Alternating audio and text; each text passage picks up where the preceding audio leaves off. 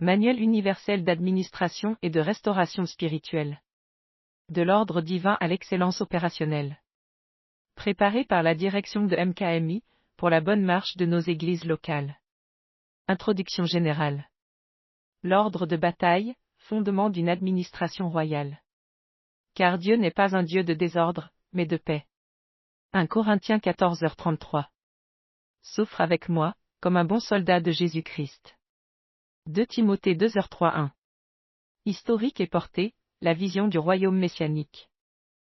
Le royaume messianique pour toutes les nations MKMI n'est pas une simple dénomination religieuse, ni une association humaine née d'une ambition personnelle.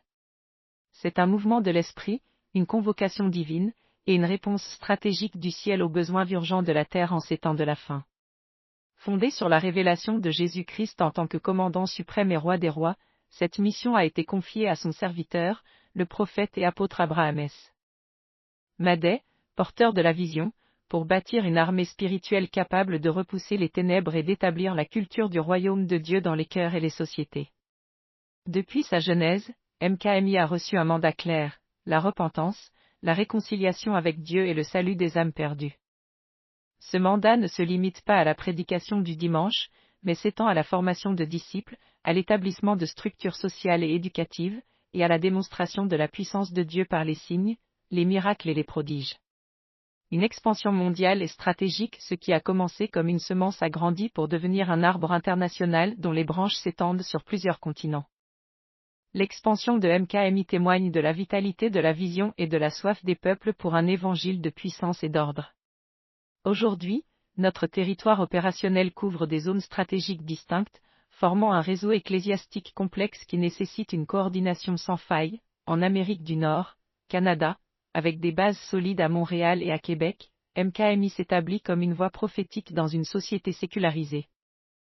États-Unis, présent dans 4 États clés Géorgie-Georgia, berceau de nombreuses initiatives administratives et du siège de Lawrenceville, Floride à New York et Delaware.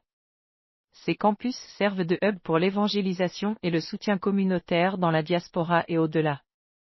Dans les Caraïbes, Haïti, cœur battant de nombreuses opérations, avec une présence massive dans cette localité stratégique, Cap-Haïtien, Gonaïves-Gatro et Sajous, Grand Rac, Mirbalais, Gros-Morne, et Moulins. Haïti représente un terrain de déploiement majeur pour nos forces spirituelles et humanitaires. République dominicaine, une mission active à Santo Domingo, franchissant les barrières linguistiques et culturelles pour unir l'île sous la bannière de Christ. En Afrique, Bénin, une porte d'entrée sur le continent africain, marquant notre engagement envers l'universalité de l'Évangile et nos racines spirituelles profondes.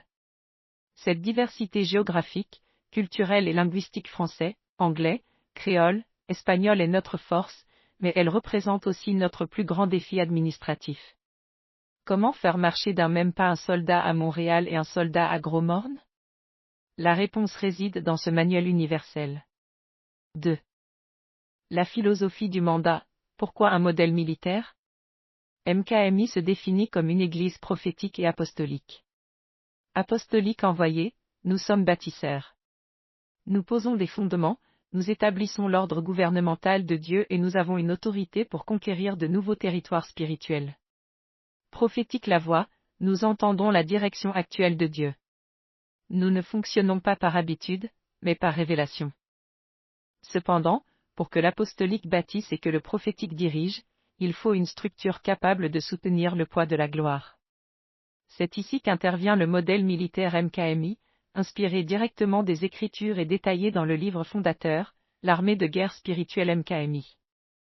Le principe du bon soldat de Christ. Pourquoi parlons-nous d'armée? L'Église n'est-elle pas une famille? L'Église est à la fois une famille pour l'amour et l'appartenance et une armée pour la mission et le combat. Trop souvent, l'Église moderne a accentué l'aspect familial au détriment de l'aspect militaire, produisant des chrétiens consommateurs, fragiles et indisciplinés. Le modèle militaire MKMI n'est pas une invention humaine pour contrôler les gens, mais une stratégie divine pour protéger les gens et efficacer la mission. L'apôtre Paul exhorte Timothée à se comporter comme un bon soldat.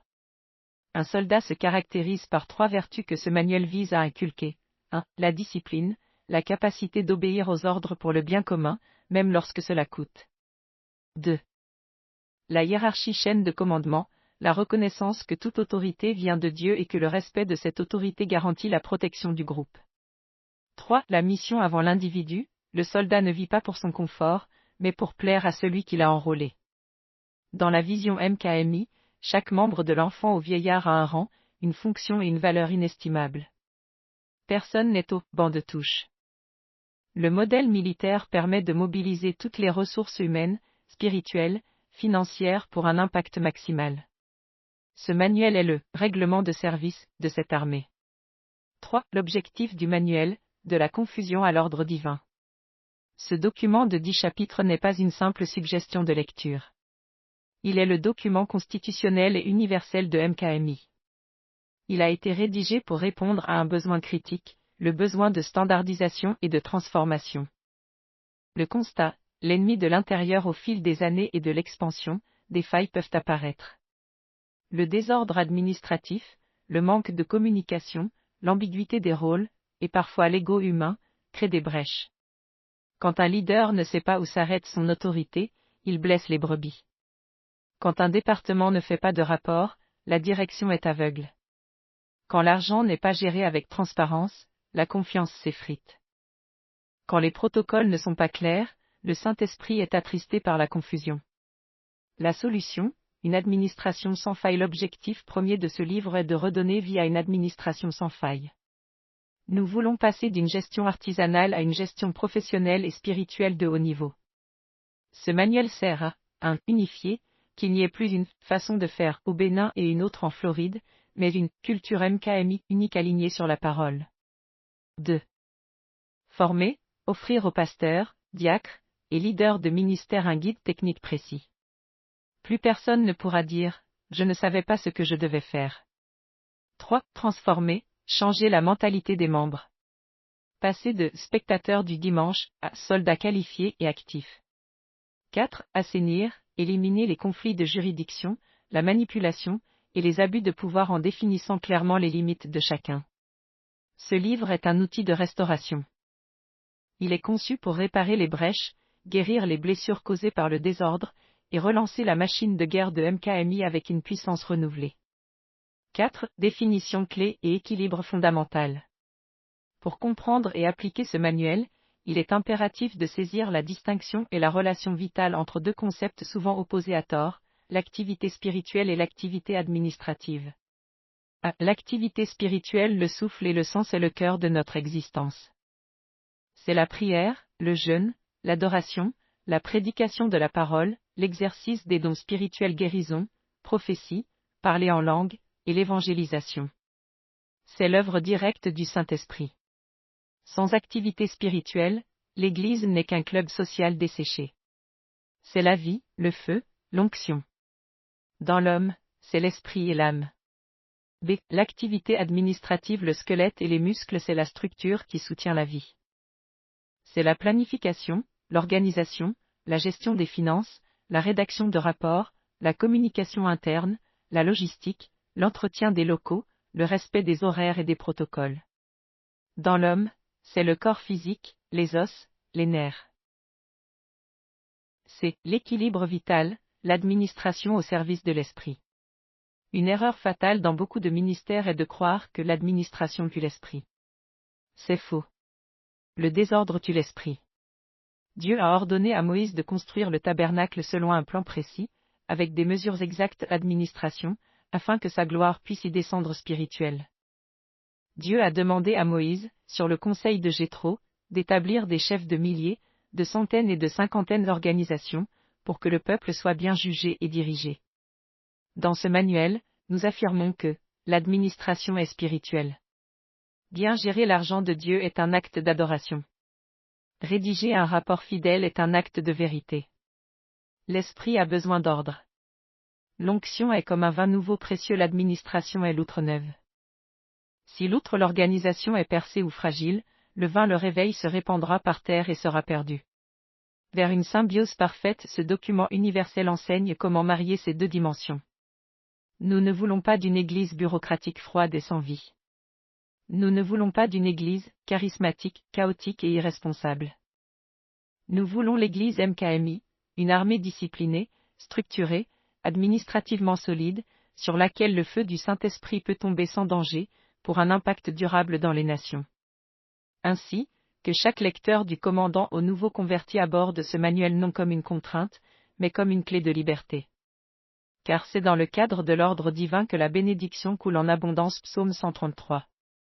Bienvenue dans l'ère de la transformation. Bienvenue dans la restructuration de l'armée de guerre spirituelle. En avant, marche. Script des narrations, l'organigramme opérationnel de l'armée MKMI. Note d'introduction. Ce diagramme présente la structure de commandement de l'organisation, conçue comme une armée spirituelle où chaque niveau de responsabilité est clairement défini pour assurer la coordination mondiale. 1. Le commandement suprême au sommet de la pyramide, nous trouvons la source de toute autorité, commandant suprême ultime, Jésus-Christ selon Colossiens 2:9-10. Juste en dessous se trouve le commandant en chef humain, Abraham S. Madej, qui est le porteur de la vision MKMI. 2. Les organes de planification et de coordination. Le commandement est soutenu par deux directions stratégiques, Direction générale internationale, l'équipe de planification stratégique qui assiste le commandant en chef. Direction générale nationale, l'équipe de coordination qui assure le relais au niveau des pays. 3. Les commandants de branches et de campus. L'autorité se déploie ensuite géographiquement à travers les corps de soutien CS. Les leaders des campus sont établis dans différentes régions du monde, Haïti, Canada, USA et Afrique. Chaque leader supervise son équipe locale respective. 4. Les chefs d'unité commandant de peloton cellules. Le travail opérationnel sur le terrain est géré par des leaders de ministères spécifiques, travaillant main dans la main, les ministères de soutien, intercession, adoration, son, visite, logistique et accueil. Le ministère de la jeunesse, dédié à la formation de la relève. 5. La Grande Assemblée. Les militaires. À la base de l'organigramme se trouvent les soldats qualifiés MKMI. C'est ici que se rassemble l'église locale, composée des enfants, des jeunes, des adultes et des vieillards.